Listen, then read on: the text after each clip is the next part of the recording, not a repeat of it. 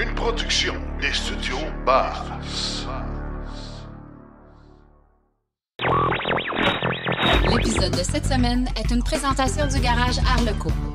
Arleco, servir au-delà de la réparation. Ford et GM adoptent le standard de recharge NACS. Retour possible de la Bolt sur la plateforme Ultium et les stocks de Tesla en inventaire diminuent. L'usine de Jaguar à Elwood au Royaume-Uni sera dédiée aux véhicules 100% électriques.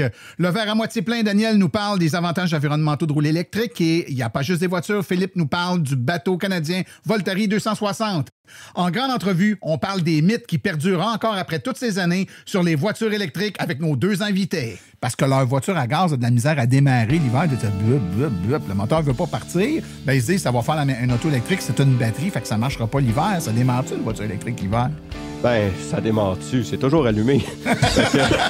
Tout ça et bien plus encore dans l'épisode 152 de Silence on roule.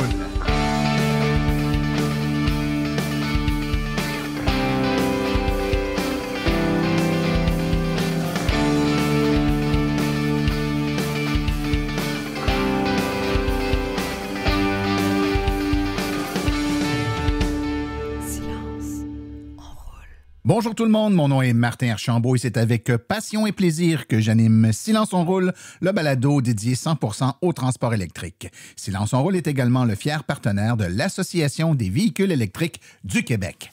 J'espère que vous allez bien, que vous avez passé un très beau 2 semaines. Et il s'en passe des choses, des fois, entre 2 épisodes de Silence on roule. On vient de finir d'en enregistrer un et puis l'actualité explose et puis on se dit « Ah, ben mon Dieu, avoir enregistré ça 2 jours plus tard, on aurait pu en parler. » Donc, écoutez, la bonne nouvelle, c'est qu'il y a des épisodes aux 2 semaines, donc on ne peut pas décaler trop quand même. Que s'est-il passé? Ben, on vous en a parlé dans les derniers épisodes avec l'intention de Ford, de l'entente entre Ford et Tesla, je devrais dire, qui fait en sorte que les superchargeurs Tesla vont être ouverts aux voitures Ford et que Ford a annoncé qu'ils vont migrer leur développement du véhicule pour adopter le port de recharge NACS, qui est le standard, les connecteurs Tesla, dans quelques années. Donc, il faut prévoir une espèce de mouvement là, vers les chargeurs Tesla ou le standard Tesla qui pourrait être installé ailleurs que sur les bornes Tesla, incidemment. Eh bien, dans la dernière semaine, on a également appris que GM a également signé le même type d'entente avec Tesla. Ils vont avoir accès aux superchargeurs et vont également modifier leur port de recharge sur leurs véhicules en Amérique du Nord pour adapter le standard NACS. Qu'est-ce que ça veut dire en clair? C'est que les 2 gros manufacturiers de voitures américains s'alignent avec le standard NACS, qui est le standard Tesla. Alors là, ça commence à être un mouvement de masse assez important. On peut penser que d'autres manufacturiers vont annoncer le même genre de migration et que c'est probablement le chant du cygne, comme on dit, qui vient d'être fait. Donc, on vient de sonner l'arrêt de mort du standard CCS pour les prochaines années. Évidemment, on n'arrêtera pas de voir des bornes CCS et des voitures avec des CCS. Ça, je pense que ça va prendre plusieurs années. Il va falloir accompagner les véhicules qui sont sur le standard CCS pendant encore un bout de temps, mais ça risque de générer une migration certaine là, vers le standard NACS, qui a ses avantages, il faut le dire, plus petit, un peu plus versatile, compatible avec les protocoles de communication CCS également. Donc, il y a plein de possibilités qui s'ouvrent là. Et la standardisation, au final, c'est toujours positif pour l'adoption. Ça facilite, ça rend plus simple la vie à tout le monde. C'est juste que la période de transition peut être ou pas harmonieuse, tout dépendant comment les gens s'entendent là, pour gérer le tout. Mais à date, c'est bien parti et on a vu également que des manufacturiers ou des exploitants de sites de recharge ont annoncé qu'ils allaient, bien entendu, emboîter le pas et installer des ports NACS là, sur leur borne de recharge. Donc, c'est quand même des grosses nouvelles, hein, ça bouge. Et on a aussi une autre nouvelle, GM, qui n'a pas confirmé, mais on voit passer des informations. En fait, il y a de l'information qui a été donnée par sa CEO, là, sa directrice générale, présidente directrice générale, donc on peut conclure que c'est fondé. Comme quoi, il y aurait peut-être un retour de la Chevrolet Bolt, mais avec la plateforme Ultium, la nouvelle plateforme là, sur laquelle seront construites les nouvelles voitures de GM, l'Equinox, le Blazer, etc. Donc, batterie plus performante, recharge beaucoup plus vite, etc. Donc, c'est probablement une bonne nouvelle pour ceux qui voulaient conserver ce petit véhicule. Ça voudrait donc dire qu'il y aurait une plateforme Ultium là, adaptée en termes de taille pour la Chevrolet Bolt.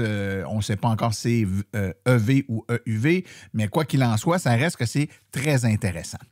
Aujourd'hui, un épisode très rempli. On a une chronique de notre ami Philippe Corbeil. On a également une chronique Le verre à moitié plein de Daniel Rochefort. Et on a une entrevue qui va parler des mythes. Et je tiens à vous le dire tout de suite. L'entrevue qui a été réalisée avec deux personnes de l'AVEC, donc François Lefebvre et Marc Nédéraire, c'est une entrevue d'1h15. Donc, une entrevue qui dure 1h15 de temps, mais évidemment, pour l'épisode d'aujourd'hui, là, dans le modèle grande entrevue qui dure généralement 20 minutes, on a comme fait un montage, on a ramassé ça en 20 minutes.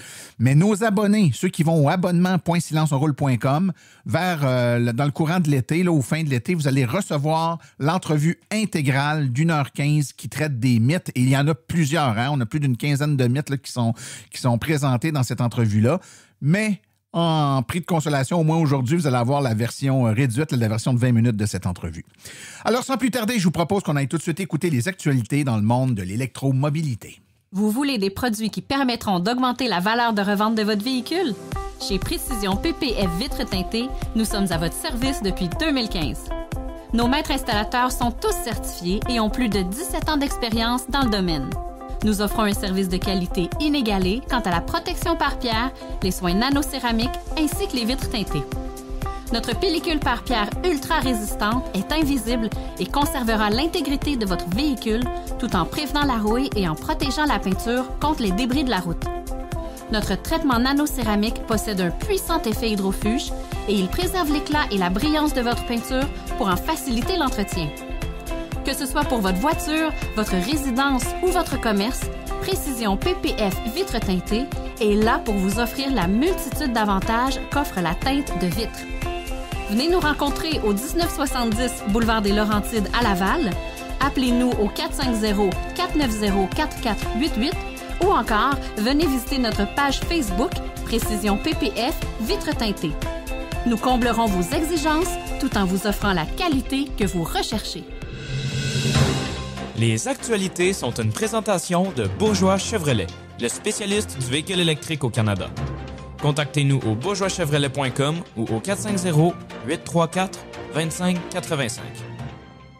Les inventaires des nouveaux véhicules de Tesla diminuent après avoir atteint un sommet plus tôt cette année, car les récents rabais, les nouveaux crédits d'impôt et les références semblent fonctionner à merveille. Le taux d'intérêt élevé et l'inflation ont réduit le nombre d'acheteurs de voitures neuves et rendu le marché automobile plus concurrentiel. Pour faire face à la concurrence, Tesla a réduit les prix des nouveaux modèles tout au long de l'année. Plus récemment, le constructeur automobile a cessé de réduire les prix des nouveaux modèles, mais il a offert des rabais supplémentaires sur les véhicules neufs en inventaire et a lancé un nouveau programme de référence le mois dernier. En avril, Tesla atteint un nouveau record de véhicules neufs disponibles aux États-Unis. Jaguar Land Rover a annoncé que son usine de Halewood au Royaume-Uni deviendra une usine de production entièrement électrique. La société investira 25,4 milliards de dollars canadiens au cours des 5 prochaines années. En outre, la société a confirmé que sa nouvelle architecture de VUS de taille moyenne, AME pour architecture modulaire électrifiée, sera désormais entièrement électrique. Jaguar a également annoncé que le premier de ses nouveaux modèles sera une GT 4 portes. La société a déclaré que le véhicule permettra une autonomie de 700 km avec un prix de départ aux alentours de 166 000 $ canadiens. De plus, il développera sa propre architecture que Jaguar a baptisée JEA. Le modèle devrait être mis en vente sur le marché vers 2024.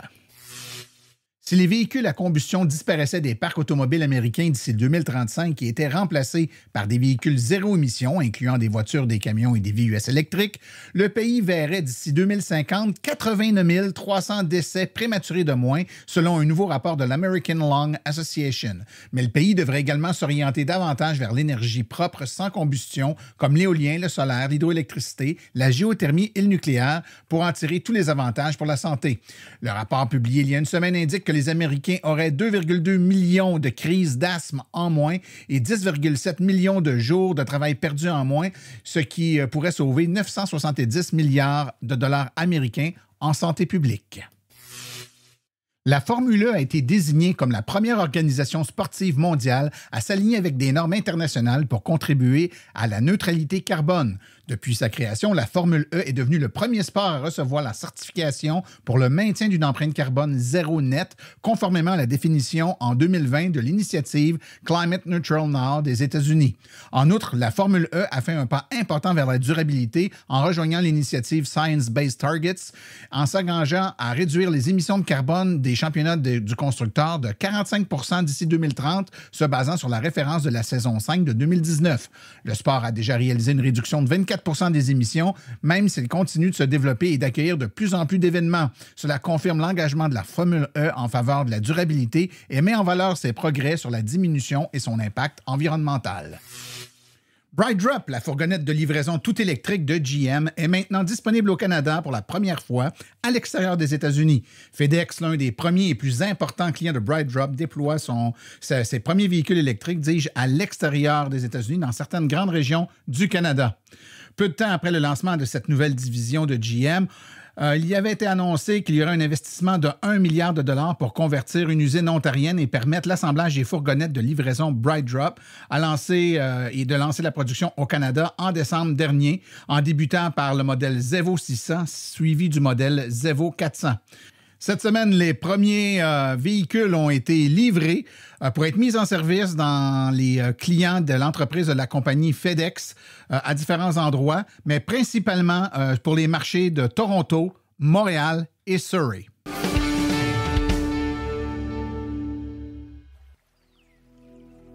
Chronique Le verre à moitié plein avec Daniel Rochefort. J'ai peut-être l'air d'avoir un parti pris, là, mais j'aime bien dire que s'il y a un endroit dans le monde où on devrait se dépêcher à électrifier les transports au plus sacrant, c'est bien au Québec. On a l'électricité la plus verte de la planète, tandis qu'on brûle l'essence la plus polluante à fabriquer au monde. Mais qu'en est-il des autres provinces du Canada? Est-ce que ça vaut la peine de rouler électrique dans le reste du Canada? Je suis Daniel Rochefort, bienvenue à la chronique Le verre à moitié plein. Le sujet de ma chronique d'aujourd'hui est très d'actualité. Je vais même faire un petit jeu de mots foireux avec ça. C'est même un sujet brûlant.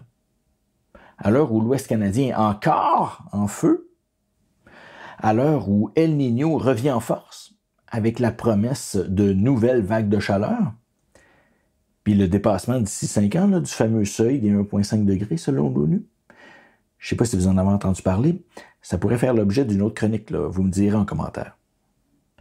Et tandis que le gouvernement Trudeau a décidé d'investir massivement dans l'électrification en transport, il serait justifié de vérifier si le véhicule électrique, c'est un bon moyen de lutter contre les changements climatiques à la grandeur du Canada, pas seulement au Québec. Pour cette chronique, je vais donc m'appuyer sur un article écrit par Barry Saxifrage. Barry, c'est l'analyste climatique du Canada's National Observer avec sa chronique Visual Carbon. Si vous pouvez lire l'anglais, allez voir son travail, ça vaut la peine. Je vous mets un lien en description. Et si vous ne pouvez pas lire l'anglais, c'est pas grave. Passez sa page dans Google Traduction, ça va faire la job. Les constatations de Barry sont sans appel. Pour 80% des Canadiens, faire avancer une voiture à l'électricité, ça réduit de 99% les émissions de GES par rapport à la faire avancer avec de l'essence. En fait, c'est simple, Il n'y a pas qu'au Québec que l'électricité est fortement décarbonée.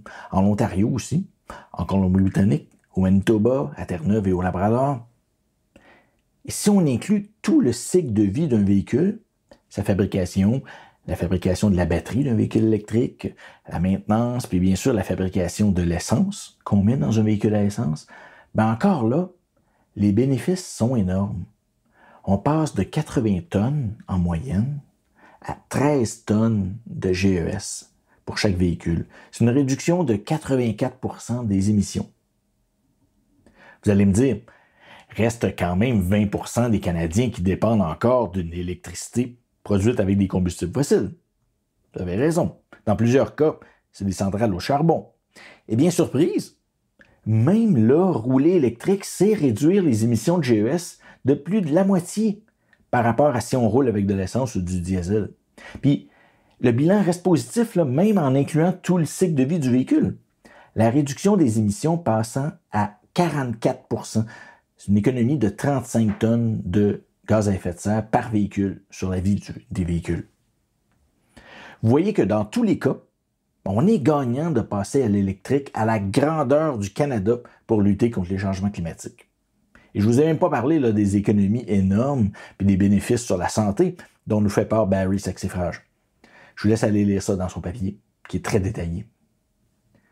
Mais c'est donc merveilleux. Tout va merveilleusement bien dans le plus meilleur pays du monde. En fait, non, pas vraiment. L'électrification, ça va vraiment pas assez vite au Canada.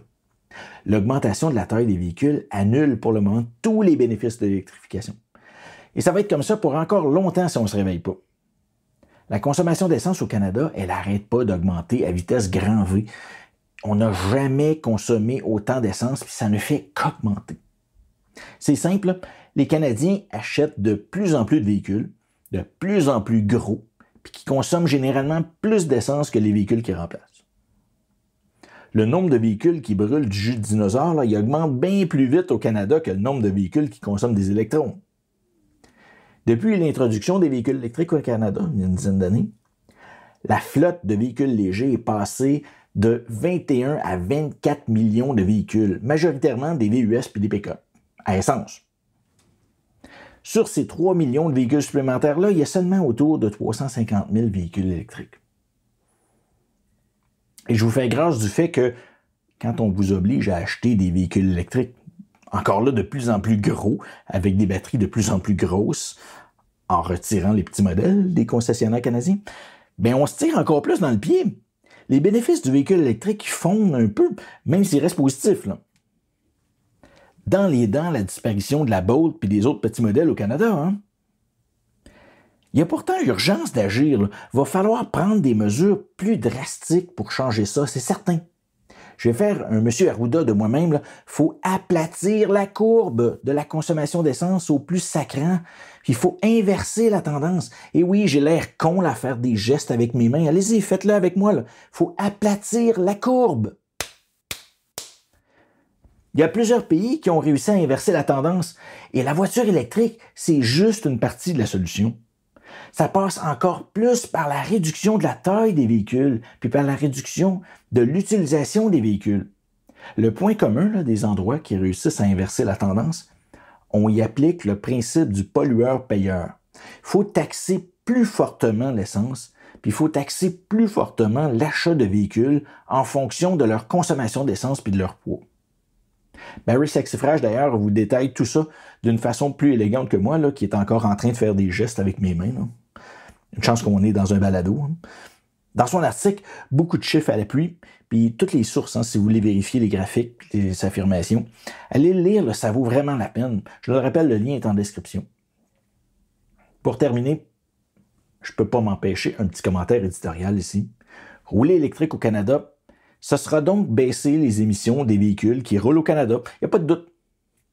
Mais si on veut que ça se traduise par une vraie réduction des gaz à effet de serre pour la planète, encore faut-il que le pétrole qu'on arrête de brûler ici, là, on ne l'envoie pas se faire brûler ailleurs. Petit message à nos politiciens ici. Si on veut vraiment lutter contre les changements climatiques, il faut réduire aussi la quantité de pétrole qui sort du sol canadien. Parce que si nos pétrolières canadiennes ils vendent à d'autres le pétrole qu'on ne veut plus brûler ici pour se donner bonne conscience, là, on n'est pas plus avancé. Si les pétrolières canadiennes ils continuent à augmenter l'extraction du pétrole pour le vendre à ceux dans le monde qui n'ont pas les moyens de s'acheter des véhicules électriques, parce que nous, on les achète toutes, ben on n'est pas plus avancé non plus. Notre bilan canadien va être plus vert, il n'y a pas de doute. Mais au final, les changements climatiques vont continuer à augmenter, puis les forêts canadiennes vont continuer à brûler de plus en plus d'année en année. C'était le verre à moitié plein. Désolé, même si des fois j'avouerais que je ne sais plus tout à fait s'il est à moitié vide ou à moitié plein quand je regarde les nouvelles. Là. À la prochaine, les amis, je nous en souhaite une moins chaude cet été. Buvez beaucoup d'eau, puis roulez électrique.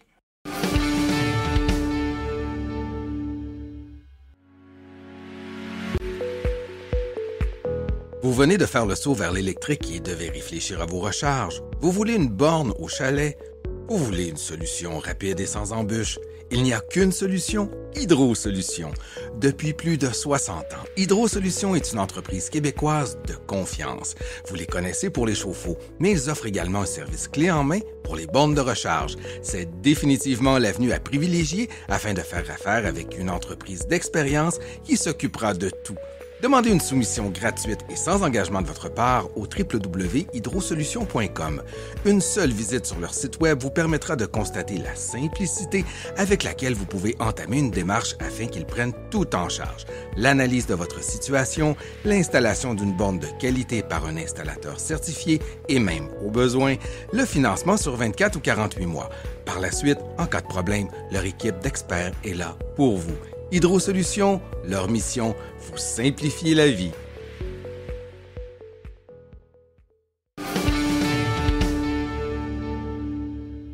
Et pour parler des mythes, j'ai avec moi deux personnes qui connaissent ça, qui parlent souvent avec monsieur, madame, tout le monde, qui viennent se renseigner sur les voitures électriques. Le premier, Marc Nédérand, qui est directeur général de l'Association des véhicules électriques du Québec. Bonjour Marc. Salut Martin.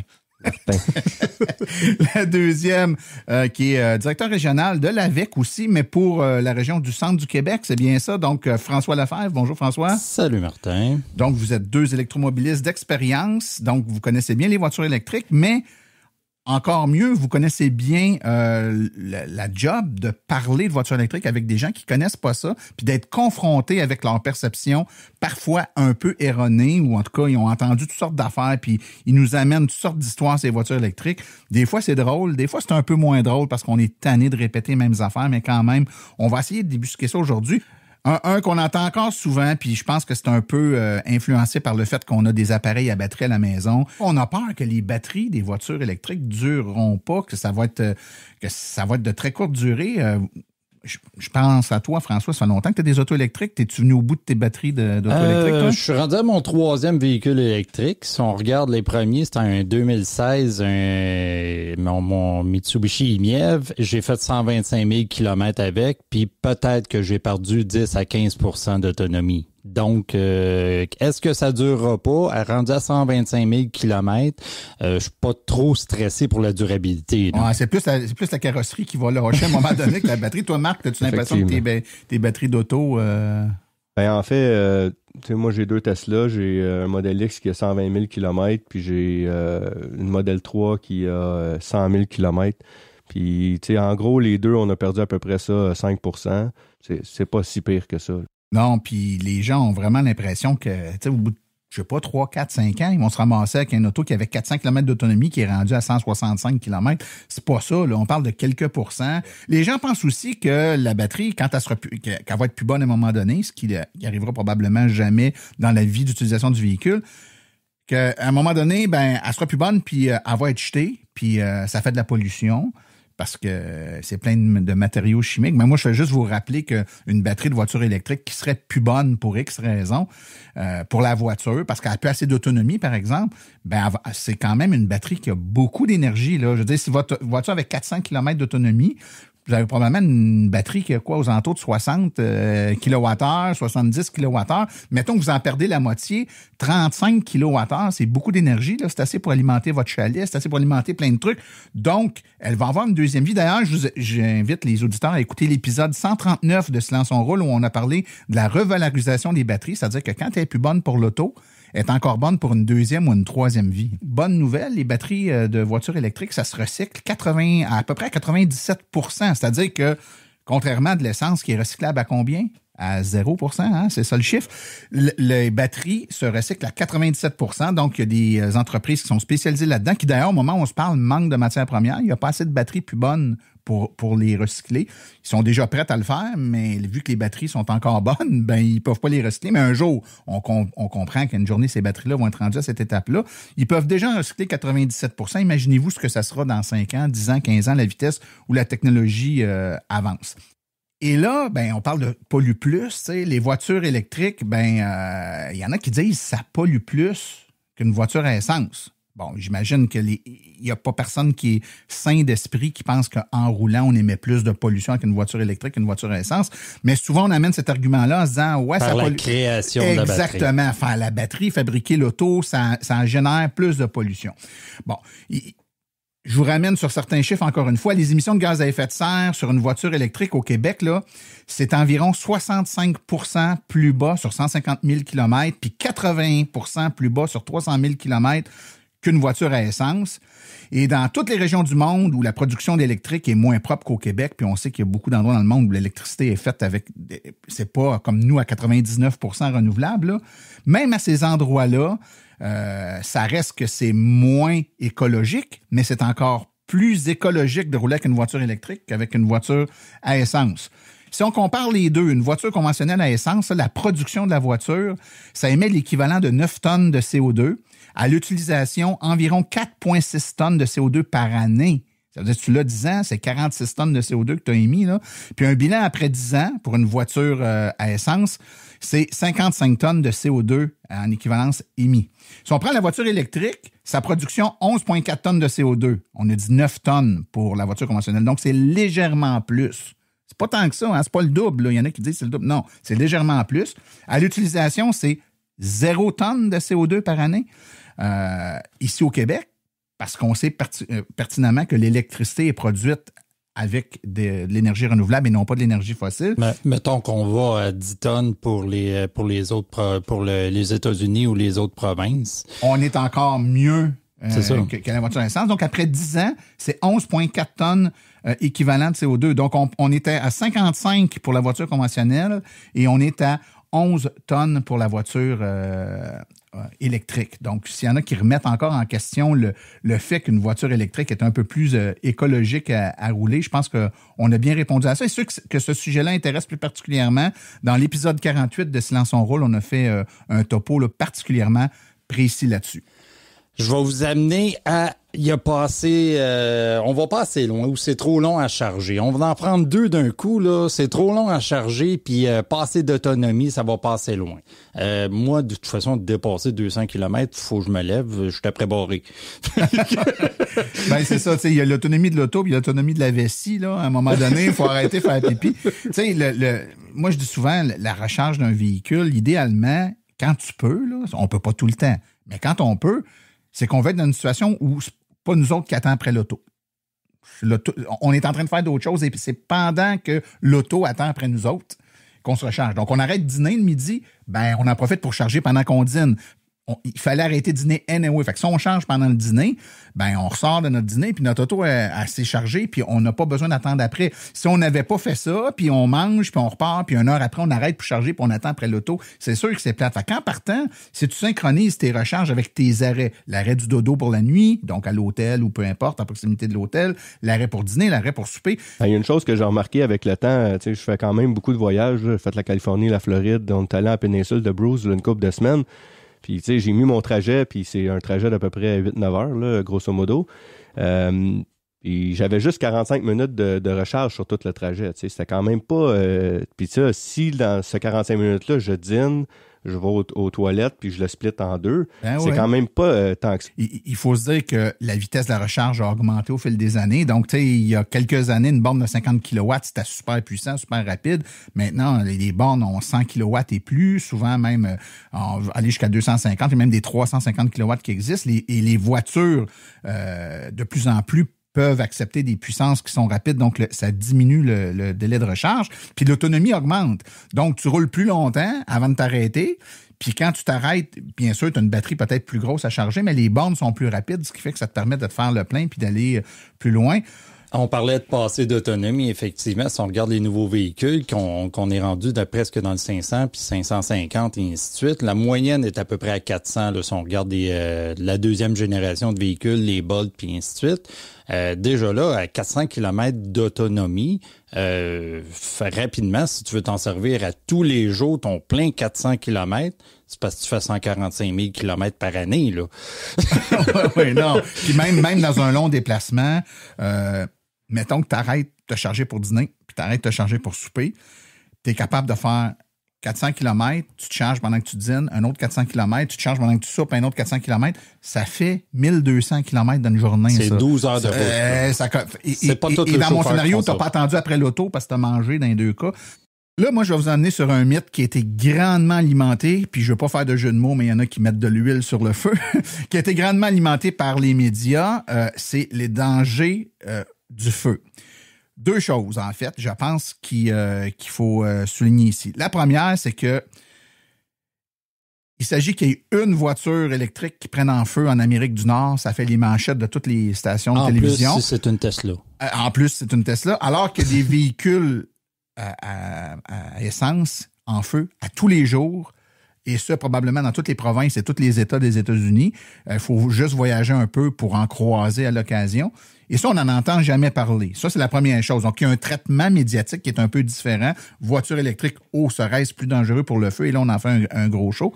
Mais il y a quand même eu aussi, il faut l'avouer, dans les dernières années, certaines voitures électriques qui ont pris en feu dû à des défectuosités du système de batterie puis tout ça. Bon, puis ça. C'est effectivement les rappels qu'il y a eu du côté de GM et de Hyundai avec le batterie LG. Je pense que ça a un peu contribué. Mais est-ce que les voitures électriques sont plus dangereuses pour le feu que les voitures à essence? Silence on roule, c'est poser la question. Il y a quand même des études qui existent.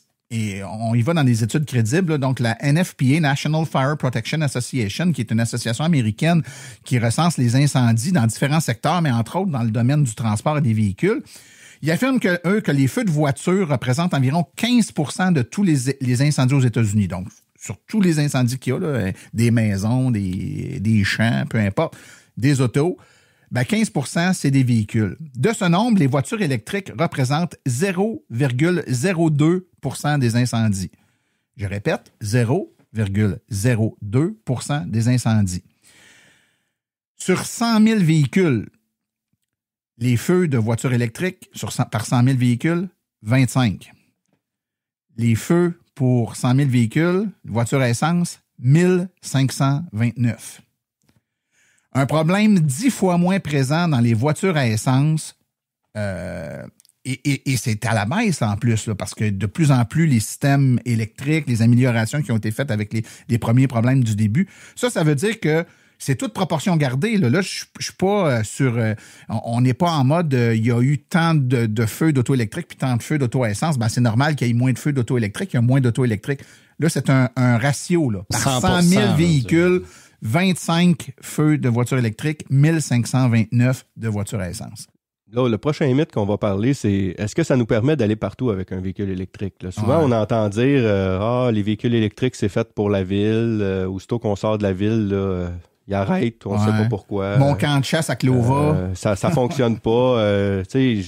Les seuls concepts, des fois, que je regarde, moi, c'est que des fois, il y en a qui me disent « moi, j'ai un chalet 300-400 km dans le bois, pas d'électricité rendu au chalet. » Là, je peux comprendre que ça peut être un enjeu, mais essentiellement, moi, pour avoir fait 220 000 km dans le dernier 4 ans avec des véhicules électriques, j'ai fait la Californie, j'ai été dans le coin de Kansas, dans le coin de Memphis. J'ai été dans des endroits que c'est pas le fun de rouler électrique. Là. C'est rare qu'on dise ça, là, mais il y a des endroits aux États-Unis que c'est très clairsemé en fait de borne.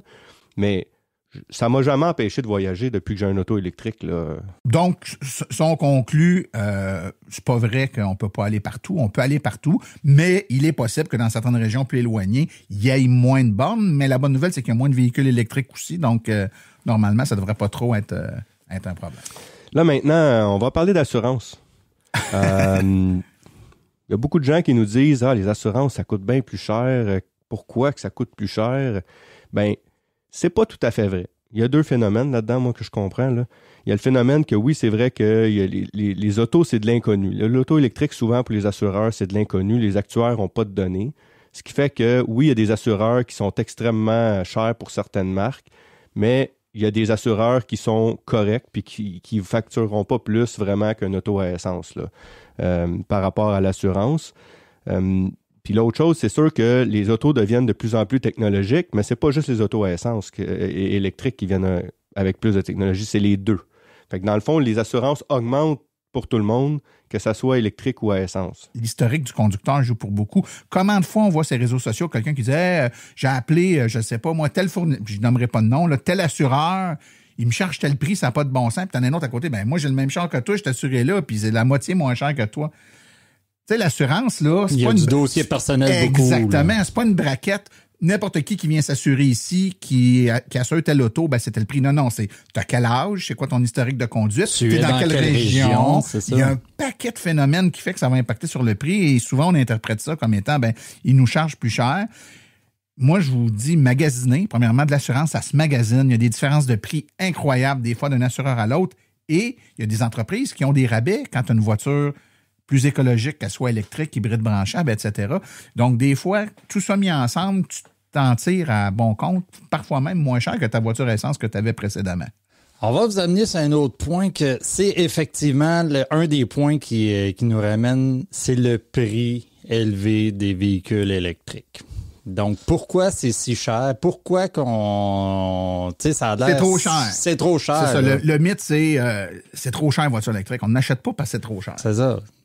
Au départ, on a un véhicule neuf avec la technologie à côté d'un bout à l'autre. Ça reste, François, que c'est cher. Je veux dire, un auto électrique, au bas mot, là, c'est 45 000 $.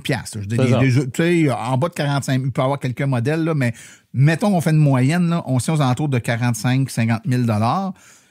45-50 000 $ pour la moyenne des gens, c'est un montant important.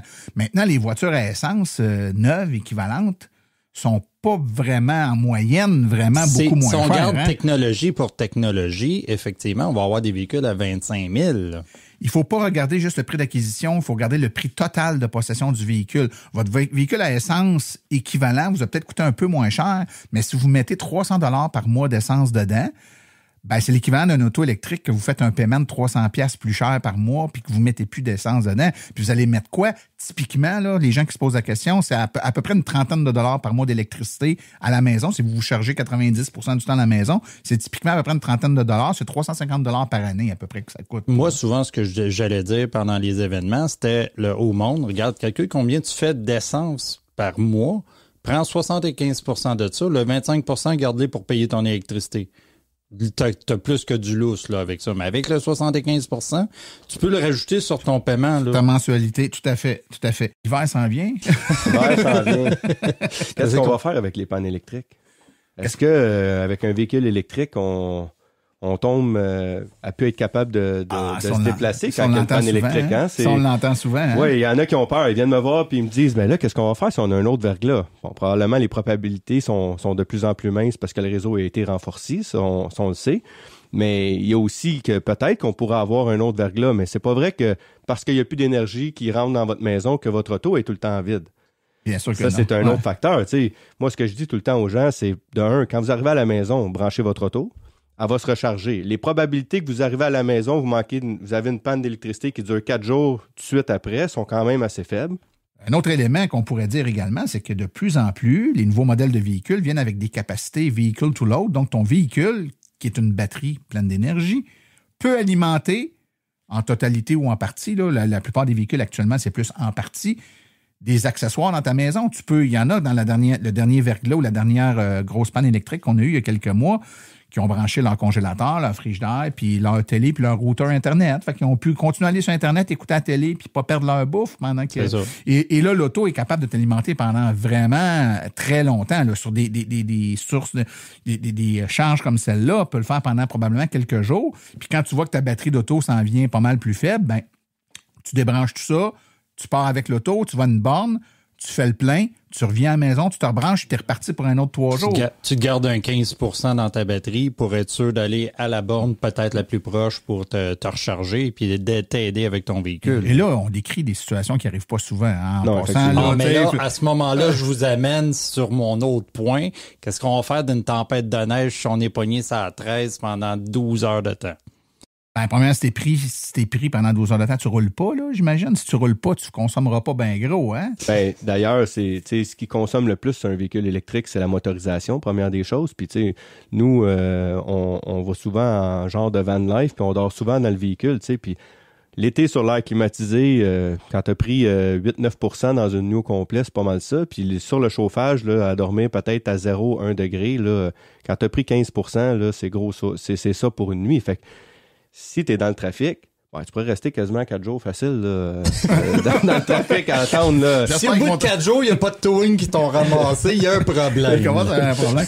Puis on parle de problématiques hypothétiques d'hiver. Là, puis on vient de le voir, là, dans une tempête de neige, c'est pas vraiment un gros problème, un auto électrique. Là. Puis ça, là, on l'entend souvent, les gens qui connaissent pas les autos électriques. Ça va être beau, pris d'une tempête de neige. Ben, on risque moins de rester pris parce que l'auto va en prise dans la neige pas mal meilleure qu'une auto à essence, de 1. Et de 2, mettons qu'on reste pris, ben on meurt pas étouffé puis on peut rester là longtemps. Fait que moi, mettons que j'ai le choix, je préfère le scénario électrique. Mais il y en a qui pensent que l'hiver, parce que leur voiture à gaz a de la misère à démarrer l'hiver, le moteur veut pas partir, ben ils se disent ça va faire une auto électrique, c'est une batterie, fait que ça marchera pas l'hiver. Ça démarre-tu une voiture électrique l'hiver?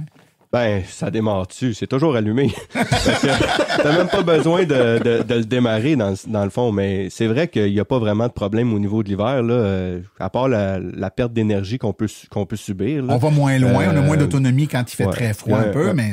Mais pour terminer, un qu'on entend souvent, c'est quand toutes les autos vont être électriques, le monde ne prendra plus de gaz. Donc, toutes les taxes qu'on ramasse pour les gaz qui servent à entretenir nos routes, on les aura plus. Fait que ça va être beau, là, ça marchera pas. Là, le gouvernement va perdre des millions, voire des milliards. Ils vont nous taxer l'électricité, ça va coûter une fortune. On va être obligé de retourner avec des chemins de terre, Martin. Ah ouais, c'est ça. On retourne aux chevaux, on n'aura pas le choix. Moi, pour répondre à ça, écoutez, on le sait pas qu'est-ce que le gouvernement va faire puis comment il va gérer les choses. Hein. Moi, je travaille pour aucun parti politique. Je suis pas dans les boules je lis pas la boule de cristal de personne. Il y a une chose que je sais, par exemple, c'est que quand on regarde, puis ces montants-là sont connus, sont publics, quand on va regarder le montant en taxes que perçoit le gouvernement du Québec par année, il y a une partie de taxes fédérales, taxes provinciales, mais regardons le Québec. Là. Ce que le Québec reçoit en taxes de l'essence, avec lequel il entretient les routes, là, il reçoit c'est des gros montants. Là. Ce montant-là qu'il reçoit, qui effectivement, il n'y aura plus si jamais il n'y a plus de voiture à essence, on donne plus que ce montant-là actuellement en subvention pour l'industrie du pétrole. Donc, en partant, si demain matin, on claquait des doigts, il n'y a plus aucune voiture à essence qui existe, donc il n'y a plus de station-service à essence, donc il n'y a plus de taxes sur l'essence qui rentre, on vient de faire un coup d'argent. On donne plus aux pétrolières que ce qu'on reçoit en taxes de l'utilisation du pétrole. Donc, cet argument-là de dire s'il n'y a plus de taxes sur le pétrole, on est dans le chenoute pour entretenir nos routes, en fait, c'est exactement le contraire. Là. Si on prenait juste, on isolait juste cette affaire-là, puis on disait de l'équation de tout ça, le résultat, c'est ce qu'on va appliquer sur les routes. Il va nous en rester plus à la fin qu'au début. Donc, je pense que c'est vraiment un faux problème. C'est de regarder uniquement une partie de l'équation. C'est de regarder juste les revenus et de ne pas regarder les dépenses. Et il faut pas faire ça dans la vie. C'est comme dire, l'auto au gaz coûte moins cher. Ouais, attends une minute. L'auto au gaz coûte moins cher, mais tu mets du gaz dedans qui coûte plus cher que l'électricité. Et regarde les deux. Exactement. Il faut que tu regardes le big picture, comme on dit dans la langue de Shakespeare. Donc, si on regarde l'ensemble de l'image pour ce qui est des taxes, théoriquement, c'est un bilan positif si on fait la transition. Et là, je tiens même pas compte, là, puis on pourrait le faire et ça serait pas négligeable. Ce qu'on va sauver en soins de santé par tous les problèmes pulmonaires, respiratoires, les problèmes de santé liés à la pollution de l'air, à la pollution atmosphérique, aux émissions de gaz à effet de serre, à toutes les politiques qu'on doit mettre en place pour combattre les problèmes causés par toute l'industrie des énergies fossiles. Le calcul n'est pas très et facile à faire. Épeurant. Non, c'est ça. Merci, messieurs. Merci, bye. Bye.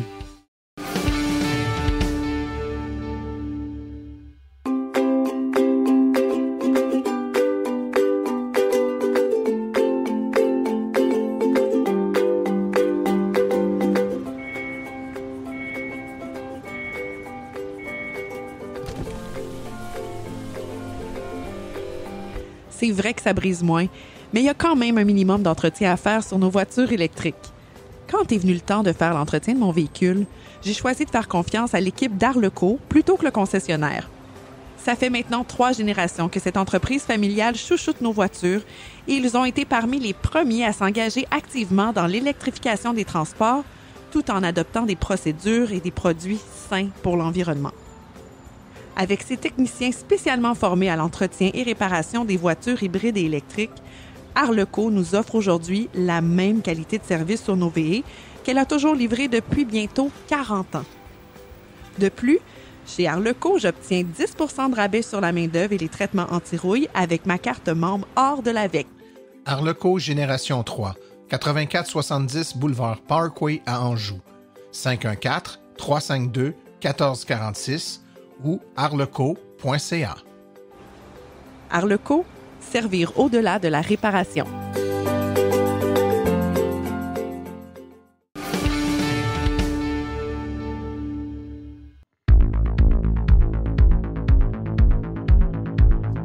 Il n'y a pas juste des voitures avec Philippe Corbeil.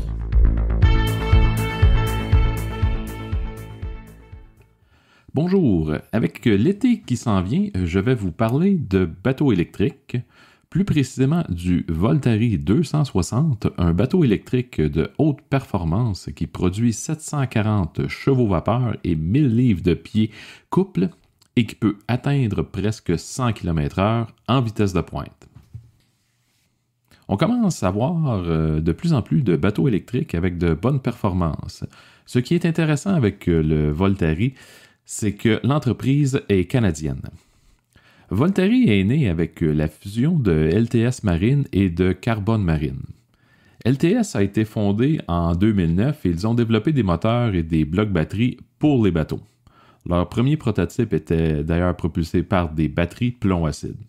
Il y a eu pas mal d'évolutions et maintenant ils produisent leurs propres batteries lithium-ion qui sont installées dans les bateaux Voltari. L'autre entreprise qui a servi de base pour le développement de ce bateau, c'est Carbone Marine.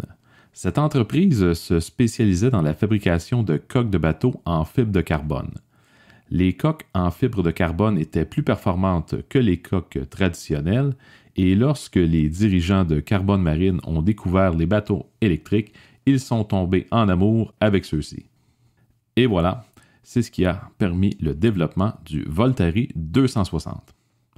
Donc, il s'agit d'un bateau de 26 pieds qui a un moteur électrique de 740 chevaux et qui tire son énergie de batterie lithium-ion d'une capacité de 142 kWh. La coque est faite en V de 24 degrés, entièrement en fibre de carbone. Le poste de pilotage est muni de 2 immenses écrans de contrôle de 17 pouces développés avec l'aide de la compagnie de GPS Garmin. On a aussi des sièges recouverts d'Alcantara qui dissipent la chaleur. Au niveau des performances, on nous promet 35 000 d'autonomie à une vitesse de 30 000 à l'heure, donc environ 55 km d'autonomie à près de 50 km/h. Pour commander un Voltari 260, il vous suffit simplement d'aller sur le site voltarielectrique.com et de payer un dépôt non remboursable de 250 $ pour être ajouté au calendrier de production. Afin de démontrer les capacités de leur bateau électrique, les dirigeants de Voltari se sont organisés une expédition en janvier dernier en traversant le détroit de la Floride qui sépare la Floride des Bahamas. Ils sont donc partis de Key Largo en Floride pour se rendre à Bimini aux Bahamas, un parcours de 91 000, soit environ 146 km. Ils ont mis un peu moins de 20 heures pour réaliser l'exploit. Afin de pouvoir accomplir cette traversée sur une seule chale, ils ont navigué à une vitesse moyenne d'environ 5 000 à l'heure, soit 8 km/h. Il faut dire que c'est la première fois qu'un bateau électrique enregistre une telle traversée et cela met la barre sur les performances à dépasser pour le futur. Puisqu'il est plus demandant en énergie de déplacer un bateau qu'une voiture, le défi de rendre les bateaux électriques plus performants au niveau des capacités de franchissement de distance est gros. Le développement des batteries pour les rendre plus légères et plus performants sera sûrement la clé. Néanmoins, avec ses 55 km d'autonomie à 50 km/h, Voltari estime que cela sera suffisant puisque, selon leurs données, la majorité des plaisanciers parcourent moins en une journée. Finalement, sachez que puisque le Voltari est un produit de haute qualité, le prix demandé pour le Voltari 260 est de 450 000 $ américains. C'est par contre dans l'échelle de prix pour ce genre de bateau car si on le compare au X-Shore, un autre bateau électrique de luxe du même niveau, qui avait fait l'objet d'une chronique dans le passé, on parle, lui, d'un prix de départ de 415 000 Canadiens. Sur papier, le Voltari est toutefois plus performant que son rival au niveau de la vitesse de pointe puisqu'il peut atteindre un impressionnant 52 nœuds. C'est donc tout pour cette semaine et on se reparle prochainement car il n'y a pas juste des voitures.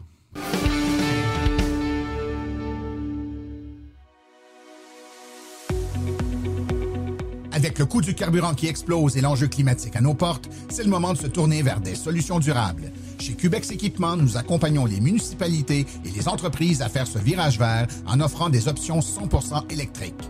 Depuis 2021, le Max-EV a fait son entrée remarquée sur le marché des véhicules utilitaires électriques compacts à basse vitesse. Il se distingue largement de la compétition. Les avantages d'un camion électrique sont grands. Des coûts d'opération beaucoup plus bas, aucun besoin d'éteindre le véhicule à l'arrêt, des coûts d'entretien fortement réduits et zéro émission de CO2. Le Max-EV est doté d'une transmission efficace, d'une suspension indépendante aux 4 roues, des freins à disque hydrauliques ainsi que le chauffage et la climatisation. C'est actuellement le seul véhicule de sa catégorie à être doté de batteries lithium-ion ultra performantes à pouvoir tirer une remorque jusqu'à 1500 livres. Boîte ouverte, benne basculante, boîte cargo ou porte-échelle, Cubex Équipement saura vous fournir le modèle de Max-EV qui saura faciliter votre travail au quotidien. Le Max-EV est éligible à une subvention de 12 500 $.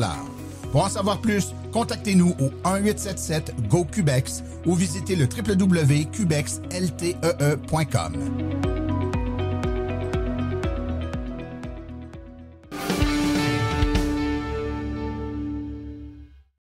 Voici les événements à venir dans les prochaines semaines dans le monde de l'électromobilité. Conférence sur les voitures électriques, c'est à Laval, au studio de la Bibliothèque multiculturelle au 1535 boulevard Chemédé, le 20 juin à 19h30. Ensuite, l'AVEC effectuera une grande tournée du Saguenay-Lac-Saint-Jean, c'est du 21 au 31 juillet. Ne manquez pas les informations sur le site web de l'AVEC dans la section du calendrier et des activités. Ceci conclut l'épisode d'aujourd'hui. Remerciements à nos invités et collaborateurs, c'est-à-dire aujourd'hui Marc Néderer, François Lefebvre, Daniel Rochefort ainsi que Philippe Corbeil. À la recherche, Martin Archambault et Stéphane Levert, nos chroniqueurs Stéphane Levert, Claude Gauthier, Laurent Gigon, Philippe Corbeil, Sébastien Côté, Cédric Ingrand et Daniel Rochefort. Aux communications, Marie-Hélène Hamelin, thème musical François Villot, Luc Poirier et Marie-France Falardeau, réalisation et production, les studios Basses. Un merci tout spécial à Arleco, notre commanditaire principal, ainsi qu'aux autres annonceurs qui rendent l'émission possible, c'est-à-dire Hydrosolutions, Précision PPF Vitres teintées, Cubex Équipement, Fils électrique, Bourgeois Chevrolet, Création L'Escarmot et le magazine L'Alternative électrique et finalement l'Association des voitures électriques du Québec. La reproduction est permise, mais nous apprécierions d'être avisés. Les questions sur le balado doivent être adressées à martin@silenceauroule.com et pour l'information générale sur les voitures électriques, visitez plutôt le www.aveq.ca. Vous avez également accès aux archives de nos épisodes au archives-au-pluriel.silenceauroule.com et finalement, vous pouvez nous laisser un message sur notre boîte vocale au questions.silenceauroule.com. Mon nom est Martin Archambault et d'ici le prochain balado, j'espère que vous attraperez la piqûre et direz vous aussi, silence, on roule.